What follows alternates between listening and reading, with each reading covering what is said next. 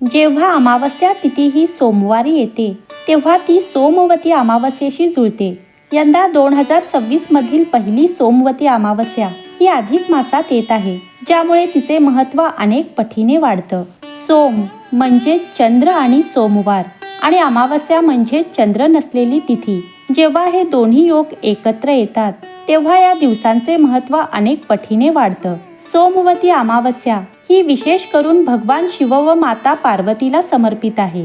मान्यतेनुसार विवाहित जोडप्यांसाठी आपल्या पतीच्या दीर्घायुष्यासाठी प्रार्थना करण्याचा हा एक उत्तम दिवस आहे. जर एखादा पुरुष दीर्घकाळाच्या आजाराने त्रस्त असेल तर या सोमवती अमावस्येला पत्नीने उपवास करून पिंपळाच्या झाडाला प्रदक्षिणा घातल्यास त्याचे शुभफळ प्राप्त होतात. अधिक ज्येष्ठ मास जून 2026 मध्ये अमावस्या तिथी ही 2 दिवस असल्याने बऱ्याच जणांमध्ये संभ्रम आहे.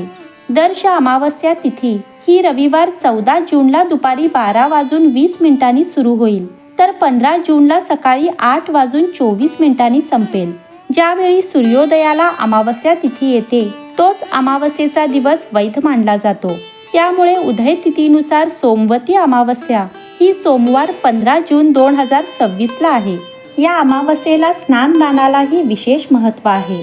या पवित्र अमावस्येला स्नानासाठी शुभ मुहूर्त हा पहाटे 4:03 पासून ते 4:43 पर्यंत असेल. तर या दिवशी सर्वार्थ सिद्धियोग आणि अमृत सिद्धियोग यासारखे शुभयोग स्थापित होतील, जे पहाटे 5:23 पासून ते सायंकाळी 7:08 पर्यंत असतील.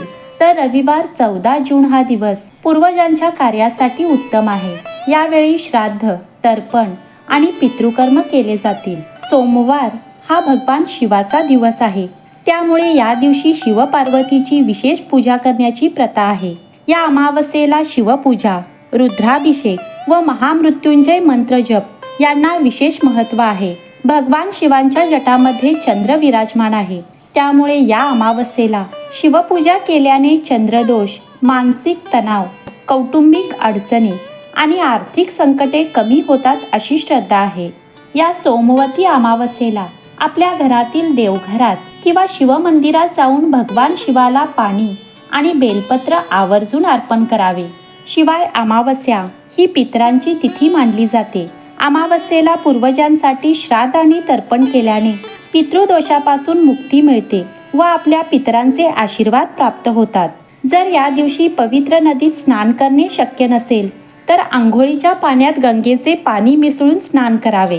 पद्मपुराण, स्कंदपुराण आणि भविष्य पुराणात या सोमवती अमावस्येचे सुंदर असे वर्णन केले आहे. या तिथीला दानालाही विशेष महत्त्व आहे. दान करताना आपल्या सामर्थ्यानुसार आणि पूर्ण श्रद्धेने करावे. या अमावस्ये दिवशी गायीला चारा घालणे किंवा गरजू लोकांना अन्न खाऊ घातल्याने समृद्धीचा आशीर्वाद प्राप्त होतो आणि गरिबीशी संबंधित अडथळे देखील दूर होतात. व पूर्वजांच्या नावाने केलेले दान हे पितृदोष दूर करण्यास आणि कुटुंबाचे कल्याण सुनिश्चित करण्यास मदत करते. या सोमवती अमावस्येचे वैज्ञानिक कारणही आहे. अमावस्येला चंद्राचा प्रकाश नसल्याने वातावरणात काही प्रमाणात बदल जाणवतात. या दिवशी उपवास केल्याने पचन संस्थेलाही विश्रांती मिळते. शिवाय पहाटे स्नान, ध्यान आणि जप केल्याने मन शांत राहतं व या दिवशी पिंपळाच्या झाडाची पूजा करून वृक्षपूजेच्या माध्यमातून पर्यावरण संवर्धनाचाही संदेश दिला जातो.